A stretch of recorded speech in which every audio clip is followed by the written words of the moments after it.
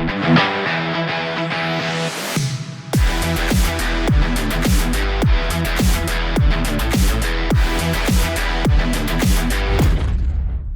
esta sesión que voy a llevar a cabo con mi socio y sobre todo amigo Hugo de Jesús, teníamos pensado enseñar producto, pero viendo la calidad de contenido que había, hemos decidido conversar de forma abierta sobre esos puntos más críticos que hemos ido aprendiendo con la implantación de 8 despliegues en Dynamics 365 Finance and Supply Chain.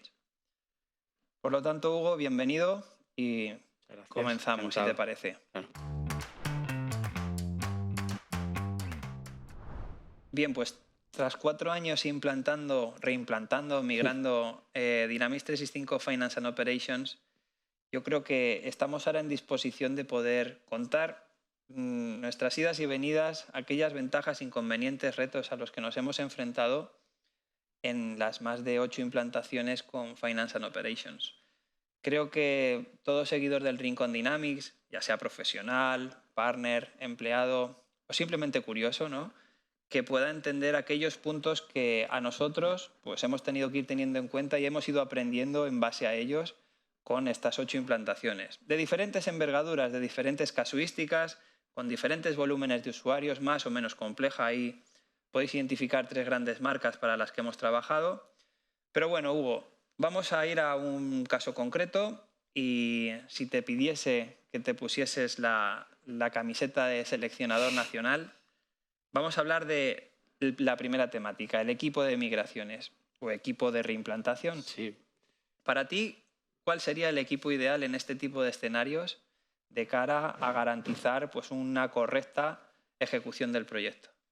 Pues muy interesante la pregunta, ¿no? Porque aunque siempre queremos al mejor equipo, ¿no?, a los mejores profesionales que tengamos disponibles, las reimplantaciones o las migraciones, ¿no?, pero al final nosotros las consideramos siempre reimplantaciones, tienen un punto un pelín diferente a una implantación normal, ¿no? Y es el tipo de relacionamiento con el que nos vamos a encontrar, ¿no? Entonces, sí es cierto que no nos estamos enfrentando a un proyecto de cero en el que vamos a tener que hacer un proyecto normal o bueno, habitual, ¿no?, donde haces un análisis y haces un diseño, una construcción, empezando sin ninguna premisa, sino que nos vamos a encontrar con un modelo en el que vamos a tratar con usuarios expertos, con key user o con SMEs, que vienen de un software anterior y que lo conocen muy bien y que bueno, están habituados a ciertas prácticas, ¿no?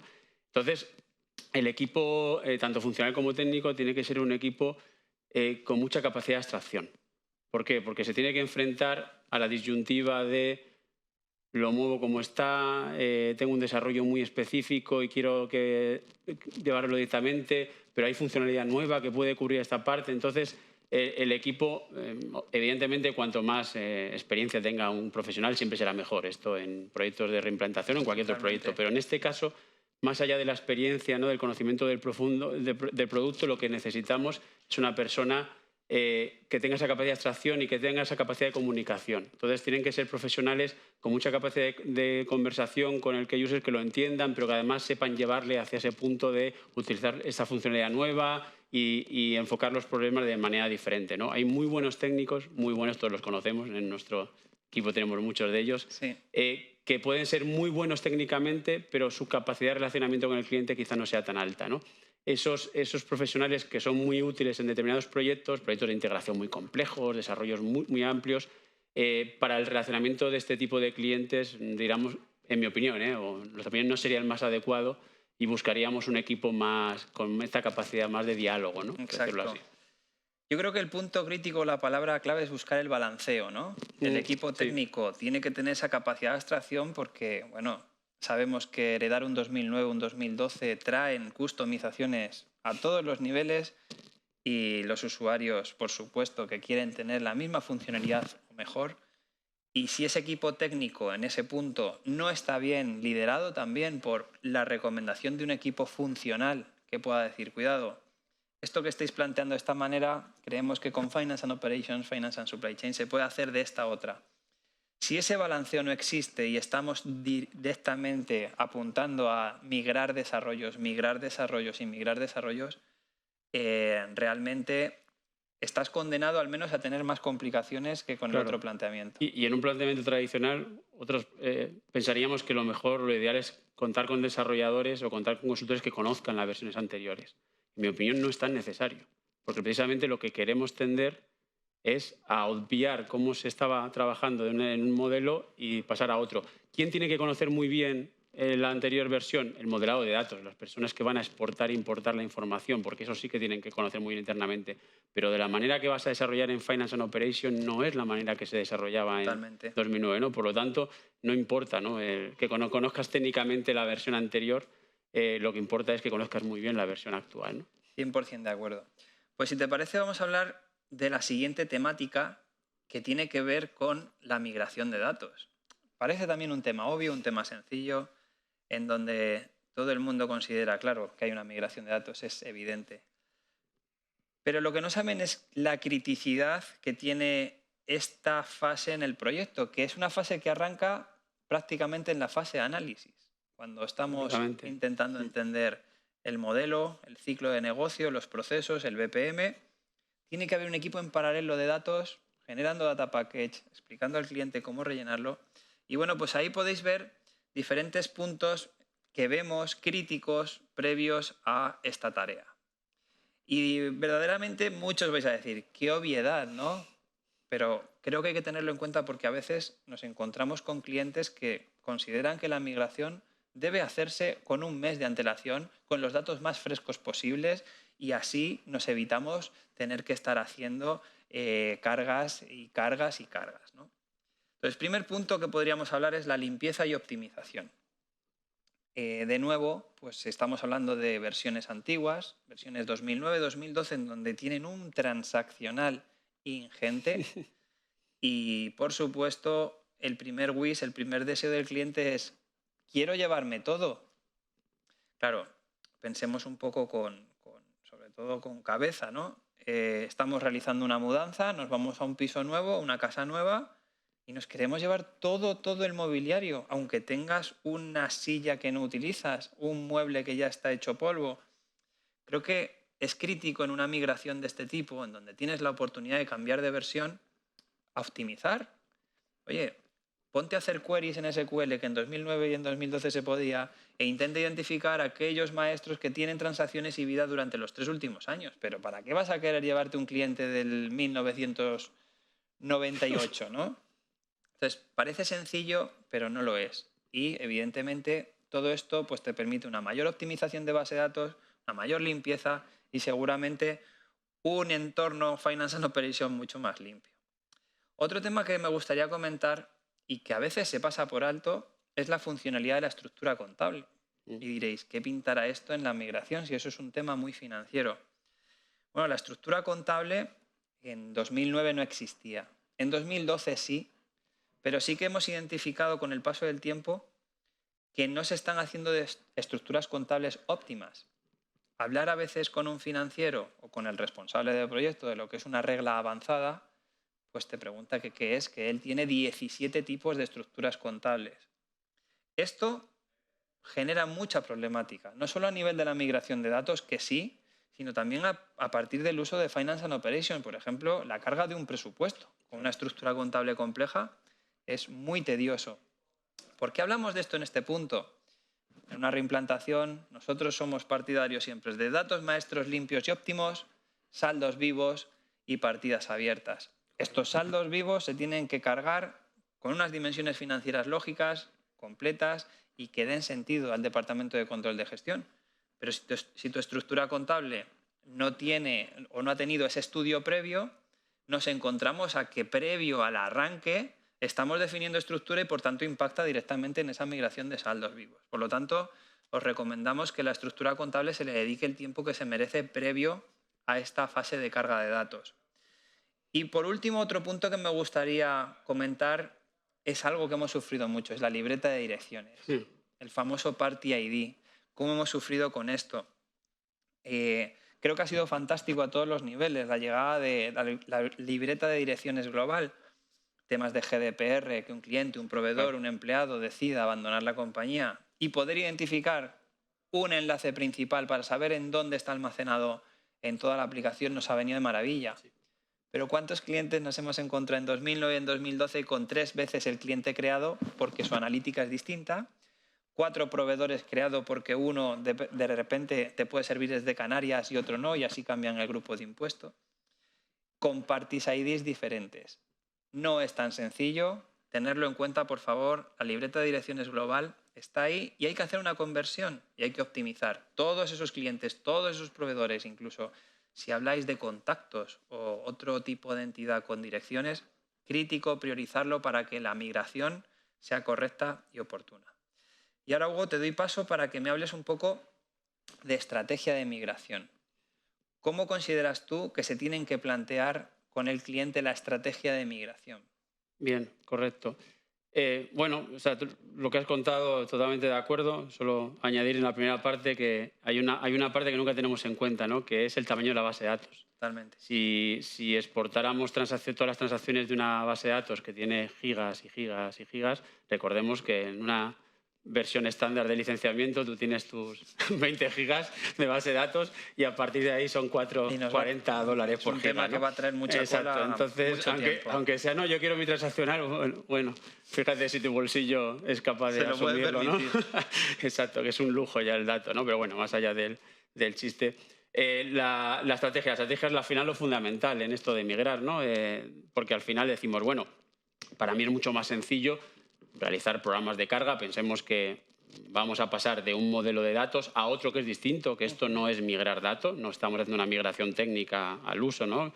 Esto solo se puede hacer, desgraciadamente, con implementaciones muy sencillas. Nosotros hemos vivido una de ellas recientemente, que es la de nuestro propio X2012, ¿verdad? Totalmente. Que lo pudimos hacer porque no teníamos ningún desarrollo. Exacto. Ninguno. Y aún así, ¿cuánto nos llevó? Bueno, ahora ha mejorado, ¿no? Exacto. Es decir, que el proceso de migración... Pero como siempre, early adopters, pues early... nos pegamos, asumes el este, ¿no? Y fueron casi 2 meses de pegarnos hasta que ahora Microsoft ha cambiado el proceso, ¿no? De migración. Exacto. Pero bueno, que aún así la cuestión es que tú no pasas una estructura de datos igual a otra y si además lo haces no estás aprovechando, ¿no? Esa nueva mejora. Entonces, la estrategia de migración no es tan sencilla como exportar un fichero e importar un fichero. Esto no es así. Requiere muchísima conversión. Tú mismo lo comentabas, ¿no? Clientes, proveedores, yo tengo repetidos el mismo cliente, 5 empresas diferentes, los tengo que unificar. Y la estrategia de carga no es sencilla, porque yo no puedo, imaginemos que un cliente está en 5 empresas, yo no puedo cargar un cliente 5 veces. Tengo que cargar un cliente, se subirá a la libreta de direcciones global, tengo que coger ese identificador de cliente, de party ID y ya subirlo en cada empresa. Exacto. Y si encima compartimos datos entre empresas, apague vámonos. Entonces, este proceso es muy tedioso. Las cargas masivas de datos o completas, por experiencia nuestra, pues llevan desde 4 a 7 días mínimo, ¿no? Si yo no tengo en cuenta esto en un proyecto de implantación, o mejor dicho, en un proyecto de implantación de cero, en el que no vengo de un sistema de una X2009, la carga de datos puede suponer a nivel de proyecto un 20%, un 30% del trabajo de implantación de un proyecto, porque lo normal es que la carga mayor se la lleve los desarrollos, ¿no? En este caso, estamos hablando casi de un 50-50, donde la carga de datos, y si el proyecto es sencillo a nivel de desarrollos, la carga de datos asume más personalidad que el propio desarrollo, ¿no? Por lo cual, hacer cargas completas a semana por carga es algo que hay que tener muy en cuenta, por lo cual siempre se va a recomendar hacerlas incrementales. En una fase de construcción es más fácil hacer esas completas, pero imaginemos que estamos en una fase de UAT. ¿Vas a parar el UAT una semana entera para refrescar datos nuevos? No es viable, ¿no? Totalmente. Entonces, tenemos que poner los medios dentro del entorno de 2009 o 2012, el que sea, que además los tenemos, que es la auditoría de tablas, para detectar aquellos datos que cambian y solo exportar aquellos que cambian. O sea, el esfuerzo es hacerlo antes y no hacerlo cada vez que migremos. Es tan sencillo como entender la frase divide y vencerás. Si haces pocas cargas frecuentemente, cuando llegue el 15 de diciembre sabemos que a 15 de diciembre tenemos la base de datos perfecta. Claro. Como asumas que quieres hacer una completa el 31, el riesgo es que se vuelve el a ampliar. entorno que estás poniendo en producción o el supuesto entorno que estás poniendo en producción no es real, no lo has probado. Porque cada vez que haces una carga de datos tienes que tirar el entorno entero. Totalmente. Por lo cual, ¿qué has estado probando? Has estado probando un entorno que no es el que vas a volver a montar, ¿no? Ojo con esto de cargar datos y de recargar. No, es que yo he probado los desarrollos. Los desarrollos se comportan diferente con datos diferentes. Totalmente. Entonces, aquí lo importante es siempre intentar mantener esa estructura de datos. Exacto. Pues si te parece, Hugo, vamos a pasar a otro tema, no menos importante, también yo creo que muy interesante, y es hablar de la compartición de tablas, compartición de datos.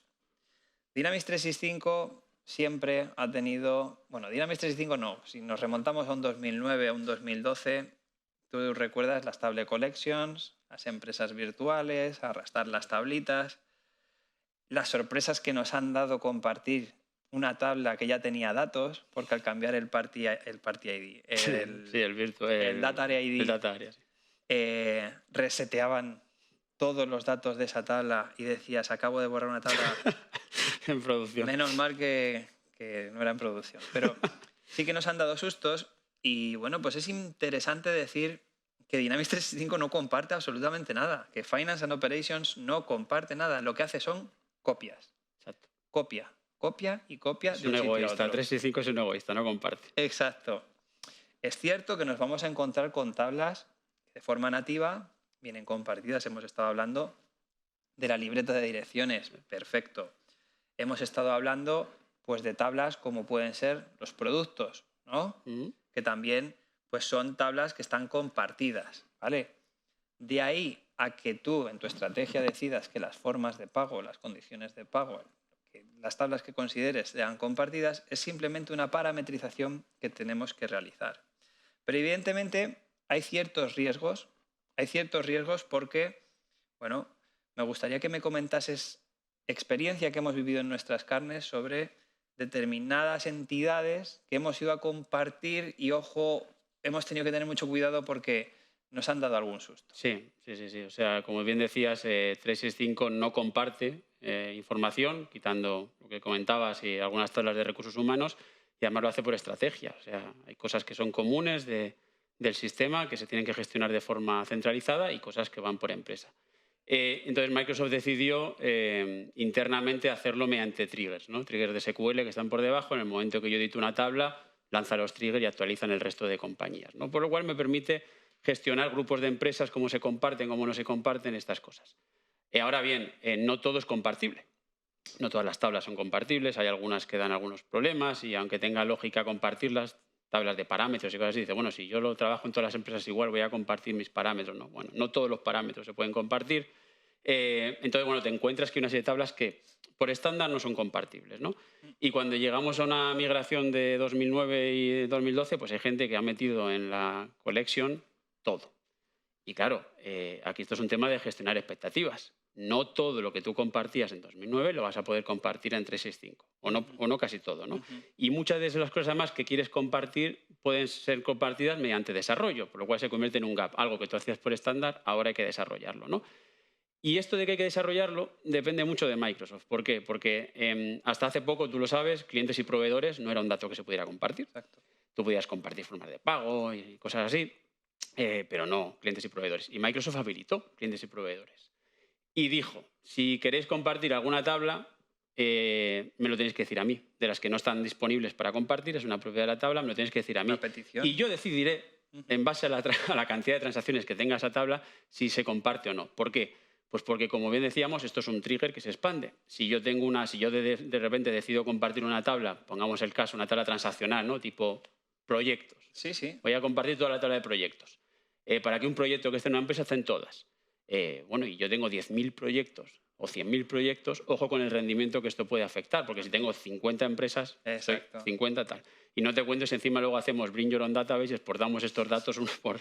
Bueno, en fin, esto va todo, volvemos otra vez al tamaño de la base de datos, ¿no? Sí. Va a ser, al final vas a pagar más dinero que un chalet. Entonces, se puede desarrollar, se puede pedir y te dice Microsoft, muy bien, compartimos clientes y proveedores. Y ojo con esto, que es, los clientes y proveedores tienen dimensiones financieras. Las dimensiones financieras van por empresa. Y la dimensión financiera es como el cuento de la gallina y el huevo, ¿no? ¿Qué va antes? El maestro, la dimensión. Primero se crea el maestro, el cliente en este caso, luego se crea la dimensión financiera cliente y se la asocia a ese cliente. El sistema funciona de forma asíncrona. Si yo lanzo un trigger que crea un cliente en otra empresa, quizá la dimensión financiera todavía no se ha creado. Si no se ha creado, no se ha copiado en la otra empresa. Y aquí tenemos un bucle infinito que nos ha obligado a desarrollar mucho y a corregir este tema, ¿no? O sea, que Microsoft te dice, yo comparto clientes y proveedores, pero no te dice, pero no sus dimensiones.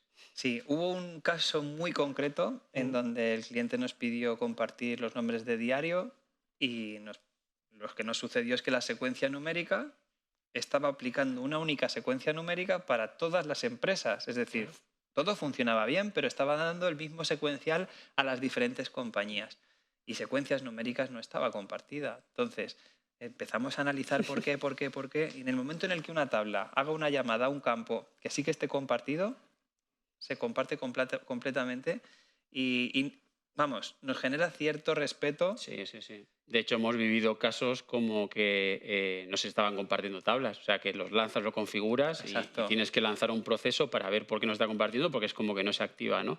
Y luego hay cosas que hay que tener mucho cuidado a nivel lógica. Si yo comparto proyectos y comparto contratos de proyectos, los contratos de proyectos llevan fuente de financiación. La fuente de financiación es la relación entre el contrato y el cliente. El cliente es por empresa. Sí, sí. Aunque estén compartidos, el account name del cliente es propio de una empresa. Entonces, ¿qué estás compartiendo? Haz una fusión de empresas. Exacto.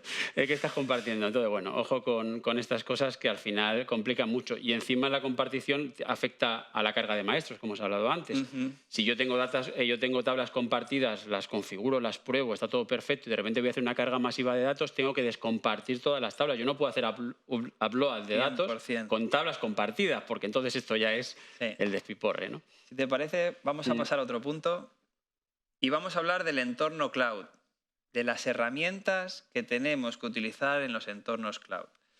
De nuevo, es una obviedad y más estando ahora mismo en el año 2021. Esta slide la hemos defendido desde hace 4 años, cuando hablar de Lifecycle Service era un desconocido. Pero creo que hemos llegado a un punto que ya no son desconocidos, la gente está haciendo uso de ellos y yo creo que no podemos pasar por alto hacer las cosas bien. Microsoft está poniendo a su disposición una serie de herramientas que tenemos que hacer un uso colaborativo con ellas. Véase, por ejemplo, crear un BPM. Oye, si te está dando la herramienta para que tú dibujes el proceso dentro del sistema y luego monitorizarlo con Finance and Operations, hazlo. Hazlo porque tiene muchas bondades. Independientemente de que esa partida muchas veces ni se incorpora en las preventas. Sí, por favor, la definición de los BPMs es crítica. No solo es crítica para tener una fase de análisis, es crítica para poder luego lanzar el task recorder, el grabador de tareas, poder tener el día de mañana un RSAT medianamente testado, ¿no? La capacidad de que el sistema se vaya probando poco a poco. Y bueno, pues al final estas medidas yo creo que son críticas de tenerlas implantadas. Véase, desde el propio BPM, desde Finance and Operations, ese link, ese enlace con Azure DevOps, ¿no? Hombre, crítico. Que te permita esa comunicación del mundo funcional con el mundo técnico y en el medio el producto, cosa que antes era muy complicado. No me quiero extender mucho con esta slide porque verdaderamente es bastante obvio. Si quieres, Hugo, por cerrarla, sabemos que es crítico, vemos que ya pues que todo el mundo está haciendo uso de este tipo de herramientas, pero me gustaría que hablases de esto que he pasado por alto muy brevemente, RSAT. Bien. El RSAT es algo que todos queremos hacer, pero poca gente hace, ¿no? Al final, esto quizá no aplique tanto a proyectos de migración específicamente, aplicará a todo, ¿no? Pero bueno, con proyectos de migración más específicamente.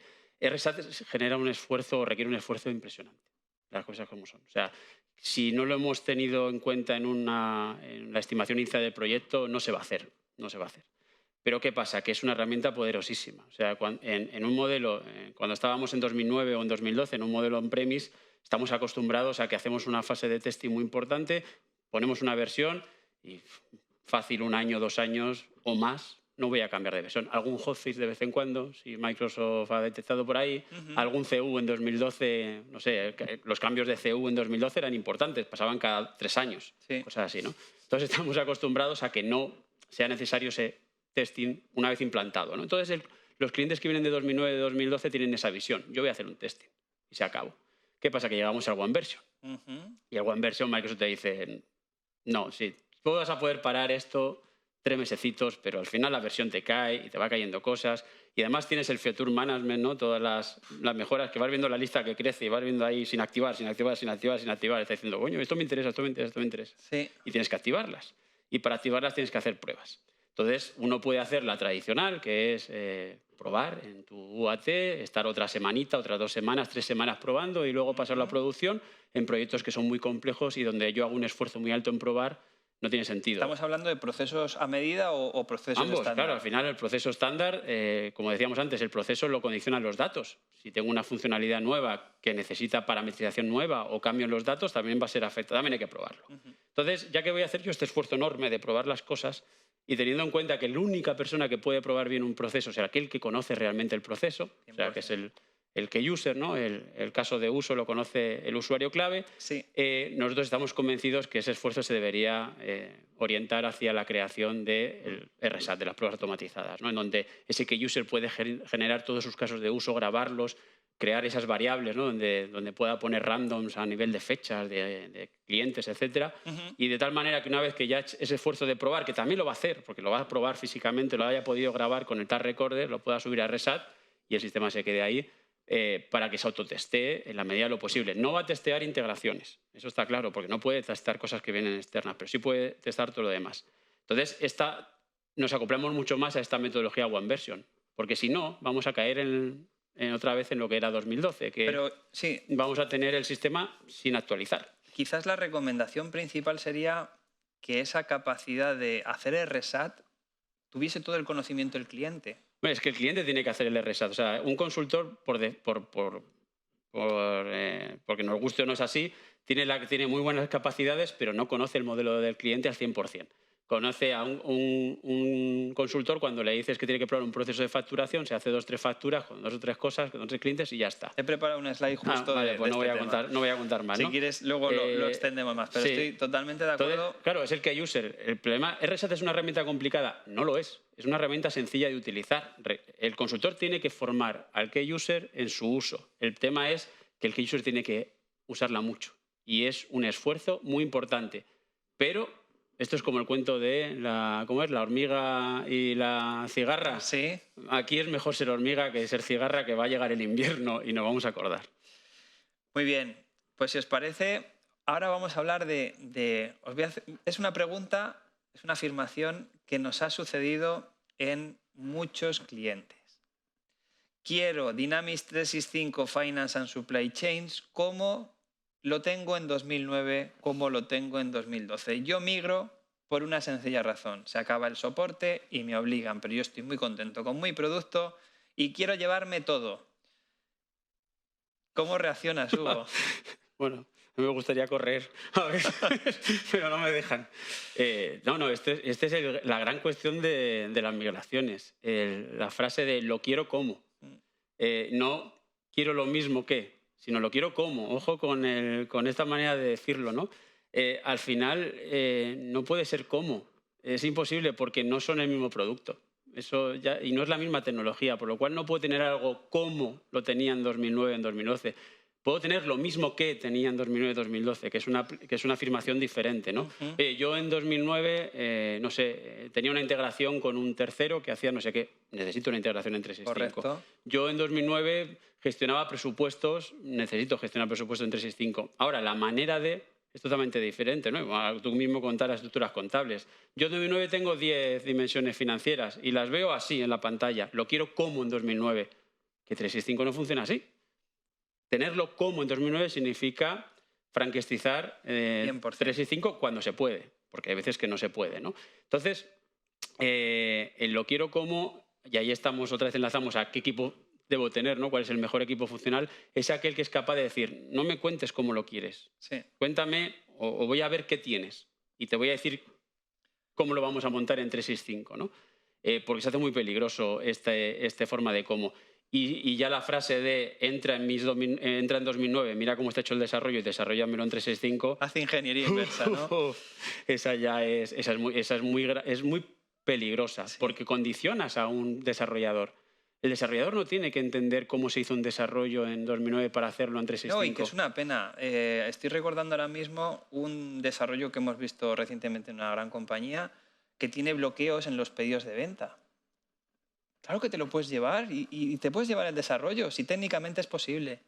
Ahora, Microsoft te crea la gestión de crédito, te crea 7 reglas de bloqueo. Es una funcionalidad completamente nueva. Y si no se lo enseñas, evidentemente el cliente no tiene ni ideas. O transformaciones que hemos visto que en 2009 o en 2012, no me acuerdo dónde era, estaban todas las condiciones para exportar datos metidas en el código. Entonces, claro, el cliente te decía, no, tú entra en el código, mira lo que hace el sistema y luego lo exportas.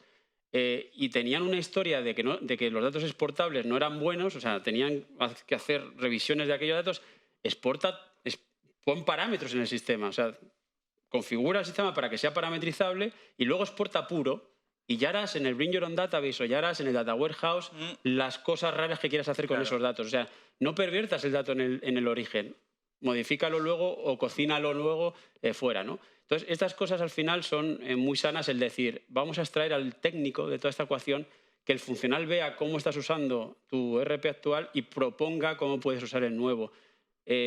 Porque muchas veces, cuánta cantidad de desarrollos que estamos viendo en versiones anteriores se pueden eliminar. Sí, absolutamente, con los beneficios que eso conlleva, ¿no?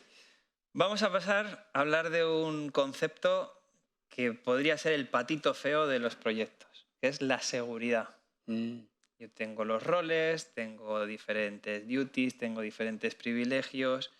¿Qué pasa con la seguridad en un proyecto de reimplantación? ¿Qué impacto tiene? ¿Se tiene que empezar a trabajar desde el momento cero o ya previo al arranque asigno roles y voy testando diferentes casos de uso? ¿Cómo lo ves tú, Hugo? Bueno, que hay una parte que es anterior al proyecto, que es la fase de estimación del proyecto. Quizás se pierde mucho tiempo en decir, bueno, yo tengo este licenciamiento en mi 2009, en mi 2012, ¿qué tengo que licenciar en 365? Es imposible saberlo al inicio, ¿no? O no es realista saberlo. O sea, sí que puedes extrapolar. Hay un tema de migración de licencias, ¿no? De 2009 y 2012 a 365. Hay un posible teórico. Claro, entonces donde Microsoft te dice, si tú tienes 40 licencias de 2009, pues puedes comprar 40 licencias de Finance and Operation con este precio, con este descuento. Pero a partir de ahí, tú puedes necesitar en Finance and Operation 40, 28, 35 o 250. Sí. Por lo cual, licenciar inicialmente es peligroso. ¿Por qué? Porque tú no sabes, hasta que no cierras un diseño, cuántas licencias vas a necesitar de cada rol, ¿no? Entonces, lo normal es licenciar durante el proyecto de implantación y hasta el UAT licenciar el mínimo necesario para tener mis entornos de 365 y poder trabajar. Sí. Y cuando vaya a incorporar key user, en la fase de UAT, meter el resto de licencias escrito para esos key user. Pero qué licencias exactamente necesito no se puede cerrar hasta después. ¿Por qué? Y aquí hay una parte muy importante. La licencia o el rol de seguridad que le asignes a un usuario define la licencia que va a usar ese usuario, ¿no? Sí. Entonces, tenemos que dedicar tiempo y esfuerzo a revisar qué roles de usuario no estándar que yo puedo crearme, o sea, coger aquellos roles estándar de sistema y modificarlos para que vayan a la licencia mínima posible. De tal manera que a lo mejor un usuario que era full, ¿no? que era finance, poder pasarlo a un activity. O un usuario que era finance y encima necesitaba el attach de supply chain, solo quedarse en un finance. Porque hay muchos procesos pequeños en las compañías o muchos procesos concretos en las compañías que solo necesitan leer un dato de una cosa, entonces dice, no, le voy a poner este rol, CFO de no sé qué, porque necesito ver este dato. Ojo, que leer datos es team member. Si solo necesito leer datos, haz un team member, ¿no? Sí. Entonces, bueno, este tema de la seguridad, evidentemente tenemos el problema de que se omite en los proyectos hasta el final. Es como que, bueno, al final vemos la seguridad. No, el UAT hay que hacerlo con los roles de seguridad correctos, porque si no haces ese UAT con los roles de seguridad, ya sabes lo que pasa. Exacto. Yo creo que el gran cambio ha sido que primero toca, evidentemente, hacer un UAT adecuado con tu rol, con tu rol de pero seguridad, en cuanto exacto. toca el bolsillo, que está tocando el bolsillo, claro, es cuando realmente creo que tiene todo el sentido. Aquí me voy a salir del guión para preguntarte algo que está sucediendo ya, y es que Dynamics 365 Finance and Operations cada vez está creciendo más hacia el consumo de microservicios. ¿Vale? Véase el master planning, la planificación maestra para que se ejecute a través de un microservicio y se optimice muchísimo más el rendimiento.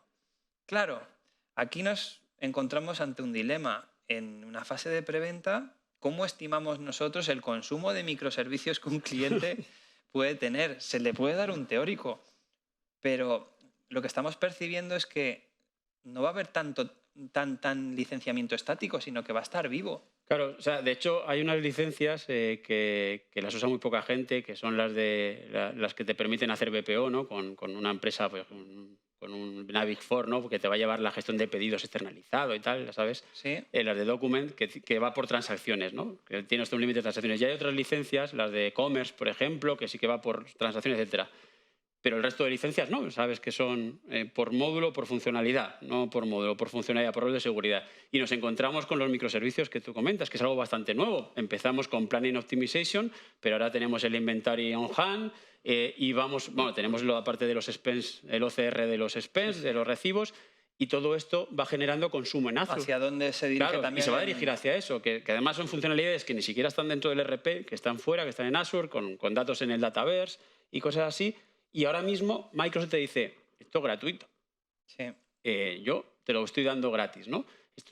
Pero de repente pasamos a un Planning Optimization, al MRP, que tú sabes que normalmente tarda 4, 5, 6 horas en ejecutarse, o sea, lo que requiere eso para ejecutarse, pasamos a procesos donde tarda 2, 3 minutos. ¿Cuánta capacidad de Azure estás consumiendo para mandar todos mis datos, todos los datos reales de planificación maestra a la nube, devolverme el resultado? Es brutal. ¿Cómo Microsoft no va a facturar por esto en algún momento? No, y la plataforma ahora que están creando de Intelligent Order Management, ahí va a haber un consumo bastante ingente de microservicios. Pero de momento no hay... O sea, la realidad es que de momento ni se tiene que estimar, ni se puede estimar, porque Microsoft te lo está incluyendo dentro de la licencia. Algún día, me imagino, o en aquellas compañías de muchísimo volumen, seguramente lo cambien. Que sí. Vale, pues vamos a hablar de otro tema que no está directamente vinculado con lo que tiene que ver reimplantaciones al uso, pero es algo que a nosotros, desde Axazure, nos está funcionando mucho, y es hablar de Dataverse, ¿no? Es hablar de esta slide que os voy a mostrar ahora. No estamos implantando Finance and Operations, Finance and Supply Chain. Tenemos que pensar en plataforma, y muchas veces, cuando estamos identificando una reimplantación de un 2009 o un 2012 y vemos un módulo hecho a medida que no es un ISV ni mucho menos, que sabemos que es un Frankenstein, y además analizándolo no tiene absolutamente nada de impacto financiero, ni fiscal, ni contable, ¿qué hace en F&O? No tiene ningún sentido. Exacto, ¿qué hace? Entonces, aquí voy a pasar a esta slide porque entendamos que hay un montón de aplicaciones satélite alrededor de Dynamics 365, que esto se ha inventado por alguna razón, que lo que tenemos que entender en esas reimplantaciones o migraciones es que este tipo de aplicaciones tienen funcionalidad muy interesante. Además, el grado de adaptabilidad que tiene utilizando Dataverse, utilizando Customer Engagement, muchísimo más sencillo que estar programando en Finance. Por ponerte un ejemplo muy, muy rápido, los portales de colaboración. Tenemos el portal de colaboración del proveedor y del cliente, ¿verdad? El del proveedor está dentro de Finance and Operation. Y sabemos por experiencia real en implantaciones de clientes que su modificación o su customización es muy compleja y muy costosa porque es una funcionalidad dentro del ERP. Claro, es así, es un workspace. La del cliente es un portal. Claro. Y todo lo que nos abre de posibilidades eso, ¿cuántas veces hemos pensado es que la de Vendor Collaboration deberíamos hacerla en un portal? Y seguro que terminará allí, porque te abre un montón de horizonte, ¿no? A ver, el gran reto que hay aquí es que si estáis viendo la pantalla, identificáis aplicaciones ya de todos los colores. Muchas veces genera, a mí particularmente, hasta ansiedad de la velocidad a la que va la tecnología y la capacidad de aprendizaje que tenemos nosotros, que evidentemente, además de aprender, tenemos que implantar proyectos. Y verdaderamente es interesantísimo que en los equipos de consultoría ya no solo haya un experto financiero, un experto en supply chain. Tiene que haber alguien que tenga más foco de Dataverse, que sepa hablar desde un HR hasta un tema de field service concreto o incluso conocer Project Operation. Claro, el arquitecto de solución de Dynamics 365 ya no es aquel que sabe programar y sabe de negocio, que eso siempre ha sido bastante más utópico que otra cosa, porque no, eran programadores con mucha experiencia, pero nunca un funcional fue programador. Sí. El arquitecto de solución realmente es aquel que cuando está viendo ese problema o está viendo esa funcionalidad desarrollada en ese 2009, ese 2012, dice esto es mejor llevarlo a un Portals, a una Power Apps, a una Modern Canvas, a esto es mejor llevarlo en Dataverse, es mejor hacerle la integración utilizando Dual Write. Es ahí donde está el challenger, ¿no? De los consultores, totalmente. No ser un consultor de logística o de finanzas. Vamos a dar, en cuanto nos ponemos los dos, los tiempos se nos escapan. Temas concretos. One Version, yo creo que el grado de adopción ha sido genial. Estamos avanzando muy rápido, incluso en los temas de soporte. ¿Cuál es tu experiencia, tu feedback en relación al soporte, el hecho de tener una única versión o estar montando parches en 72 versiones diferentes como teníamos antes. Claro, esto es lo que pasaba antes con el SI, ¿no? En 2012 o en 2009. Si tienes 4 CUs o 3 CUs y no sé cuántas versiones, sacar una actualización del SI, el esfuerzo es brutal, ¿no? Sí, sí. Y esto aplícalo para todos los países, para todas las versiones, para todos los hotfix de seguridad. El equipo entero de desarrollo de Microsoft se la tenía que pasar creando hotfix para todas las versiones. 100%. Ahora, One Version, el equipo de desarrollo de Microsoft se dedica a I+D de producto, a sacar nuevas funcionalidades. Se nota. O sea, sí que es cierto que el SI, como Microsoft su política es en España, ¿no? Yo te hago el SI generalista, nada de industria, ni foco sectorial, ni foco local, pues nos quedan los partners. Y bueno, pero el SI de cara a la gente de Latinoamérica es una localización española. Es la localización, fiscal. exacto, efectivamente. Bueno, en Latinoamérica lo saben muy bien. Fíjate el impacto en Latinoamérica. Tú sabes que yo he vivido allí, y el coste de las localizaciones fiscales de cada país, ¿no? Me acuerdo de la Argentina, de Chile. Yo me acuerdo en mi época era fácilmente, tenías una inversión mínima de $100.000 al año para mantener la localización en todas las versiones que tenías que mantenerla.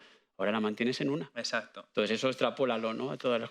Bueno, resumen, hemos notado una gran mejoría por esta estrategia y bueno, la garantía de decir a un cliente que no va a volver a migrar, eso ya para mí y en los es... proyectos de migración, que esto es lo que aplica en estas reuniones, el soporte, la capacidad de soporte de Microsoft ha sido incrementada brutalmente. Cualquier problema que tienes ahora durante una migración, ante la implantación, haces un caso de soporte, te lo contestan prácticamente inmediatamente. O sea, no tienen nada que ver a lo que estábamos sufriendo con 2012. Vale, siguiente tema, vamos a hablar de algo que ya hemos comentado. Vamos a pasarlo muy, muy por encima porque yo creo que ya hemos hablado de Resat. Se habló del BPM, se habló del grabador de tareas. Es importantísimo que el cliente asuma la importancia y responsabilidad que tiene esta tarea. Casos de uso y casos de uso. Nos hemos encontrado clientes que nos han dicho, mirad, mi equipo tiene una carga de trabajo altísima y este proyecto no le va a poder dedicar tiempo. Los casos de uso los tenéis que asumir vosotros, implantadores. Los casos de uso finalmente sabes que se tienen que realizar siempre, pero tienes dos momentos, previo al arranque o en el arranque. O durante el arranque. Entonces, ¿qué riesgos se asumen, Hugo? Que a veces la gente no tiene la visibilidad de no tener una buena batería de pruebas. El consultor te va a hacer una factura y un pago y un cobro. Claro. Pero no te va a buscar el detalle exacto. No, todos. O sea, estamos asumiendo todo el riesgo. Esto al final es como... Yo me siento muchas veces como el médico que opera a un paciente porque tiene un mal hábito, ¿no? Por ejemplo, le pones un balón gástrico a una persona con obesidad y luego la dieta se la salta continuamente, ¿no? Está claro que no podemos obligarle a un cliente... Quizá deberíamos negarnos, ¿no? Pero es muy fuerte esa palabra. No nos podemos negar. Hay que ayudarle. Pero la cuestión no es ayudarle porque... No es que no queramos ayudarle porque no podamos a nivel de recursos, es porque el conocimiento lo tiene él. Y es la persona que mejor va a hacer las pruebas. Yo puedo hacer las pruebas todas las del mundo. Nosotros las hacemos. Sí. La calidad de las pruebas nunca será la del key user, ¿no? Entonces, o hacemos entender al key user que la responsabilidad de las pruebas es solamente suya, las de los casos de uso. Porque si no, cuando lleguemos a producción, esos casos de uso se van a reproducir en un entorno real. Y ahí ya no hay vuelta atrás. O nos vamos a encontrar esto una y otra vez, ¿no? Y claro, cuando vienes de un 2009 dices, pero si ya sabéis, 2009, lo tienes más fácil. Totalmente. Porque tienes los casos de uso de lo que hacías en 2009. Replícalos en 365. Exacto. Obviamente con el apoyo del consultor que necesites, ¿no? Pero ese es un tema crítico y, por desgracia, es un recurrente de estas charlas, ¿no? Que tenemos tú ya a veces. Totalmente. De los casos de uso. Vale, nos quedan 2 slides para acabar. Este es autobombo, pero con sentido. Quiero decir... como sabéis, dentro del Rincón Dynamics tenemos la plataforma e-learning y a nosotros nos ha ayudado muchísimo a vender confianza. Es decir, claro que hay una fase de análisis, de diseño, de testing, pero hay una fase de formación. Y la fase de formación, muchas veces, el consultor va, cuenta su discurso y se marcha. Y allí se queda el cliente con ese conocimiento o no. Sí. ¿Por qué? Porque nuestra evaluación, nuestro feedback... es que muchas veces esas formaciones no son todo lo productivas posibles y nos está funcionando mucho reforzarlo con cursos online, ¿vale? Nosotros en el Rincón estamos ahora con mucho foco en muchísima funcionalidad estándar y lo que queremos es llegar a más usuarios finales, a más clientes, para que no se sientan solos. Oye, se ha ido el consultor, el hacer propuestas de pago por SEPA no me ha quedado del todo claro, necesito reforzarlo. Contar con este soporte, con esta plataforma, porque verdaderamente a nosotros nos está ayudando mucho. Y por último, para cerrar, quiero que hablemos de la situación actual. Ojalá alguien esté consumiendo este contenido en el 2022 o el 2023 y no estemos donde estamos ahora, pero ha nacido la palabra teleimplantación o e-implantación. En estos puntos, Hugo, ¿cómo nos hemos ido nosotros moviendo? También son obviedades, pero creo que es importante el reto que han asumido los partners, los implantadores, para poder teleimplantar sin tener contacto físico. Claro. Bueno, eso ha sido... Aquí realmente lo que estamos contando no es más que experiencia, lo que hemos vivido en nuestras carnes. O sea, no tenemos ninguna receta mágica de todo esto, es simplemente lo que hemos sufrido y cómo creemos que habría que enfocarlo, ¿no? Siempre hemos sido una empresa bastante telemática, ¿no? Por decirlo así. Hemos hecho los proyectos en gran parte online, pero nunca completamente online. Y hasta que llegó este bicho asqueroso, ¿no? Entonces nos hemos encontrado proyectos que son muy complejos, porque no son proyectos sencillos, no es un rollout chiquitito, no es una implantación rápida, que de esos a nivel online los puedes hacer más o menos con facilidad, sí, sino proyectos complejos, donde la gestión del cambio es muy importante, porque volvemos otra vez a lo de antes, ¿no? Vienes de un 2009, lo quiero como un 2009 y tiene que ser no. Y todo eso requiere con muchos usuarios metidos ahí y mucha gente, ¿no? Y decimos todos, no, hay que usar Teams, hay que usar herramientas de colaboración. Sí, exacto. O sea, las herramientas de colaboración, el BPM, el LCS, están para compartir, el DevOps, están para facilitar la compartición. Pero luego hay un tema que depende de nosotros, que es cómo utilizamos esas herramientas, ¿no? Y nos hemos encontrado que como lo más importante en estos proyectos de implantación no es la tecnología, sino son las personas, y las personas son las que hacen que estos proyectos funcionen o que no funcionen, la tecnología se da por hecho de que es válida, sí, tenemos que cambiar nuestra forma de comportarnos. Entonces, tendemos mucho, por ejemplo, a utilizar Teams como un chat. La gente necesita hablar, y necesita hablar con la cámara puesta. ¿Por qué? Porque es la única manera de generar contacto con la otra persona. Tú tienes que tratar con un key user, o el key user tiene que tratar contigo, el pobre, porque él tiene su trabajo, eres tú el invasor, por decirlo así, invasor, ¿no? Pero al final él tiene su día a día, su trabajo, tiene un montón de cosas que hacer y de repente viene un señor que le está diciendo que pruebe cosas o que haga cosas o que le cuente cosas y esto lo haces en una cámara, sin que te vea la cara. O sea, si ya no vas a ir físicamente porque no puedes, siempre en las reuniones de Teams pongamos la cámara. Huyamos también del chat por el chat.